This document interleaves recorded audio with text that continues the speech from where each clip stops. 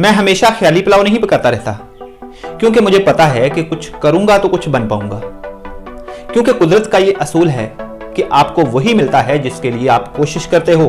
मैंने इस असूल को समझा है, इसलिए मुझे पता है कि जिस चीज के लिए मैं आज तैयारी करूंगा, कल को वही बन पाऊंगा। जितनी करूंगा उतना बन पाऊंगा। इस हकीकत से मैं मुंह नहीं मोड़ता, जितनी करूंगा उतना बन पाऊंगा। इसलिए मैं आज अपना 100% दूंगा। मैं आज अपना 100% दूंगा।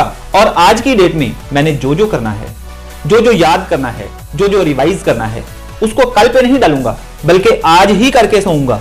जैसे इमारत की एक एक ईंट उसकी परफेक्शन में हिस्सा डालती है और उनमें से कोई ईंट भी मिस नहीं की जा सकती, बिल्कुल वैसे ही मेरा मकसद अचीव होने तक मेरा एक एक लम्हा उसको अचीव करने के लिए रोल प्ले करेगा और उनमें से कोई एक लम्हा भी मैं मिस नहीं करूंगा। मैं अपना कोई लम्हा भी फजूल जाय नहीं करूंगा। अपने आप से वादा करता हूं कि मैं कोई लम्हा भी जाय नहीं करूंगा और मेहनत, कोशिश और दुआ से सब मुमकिन बनाऊंगा।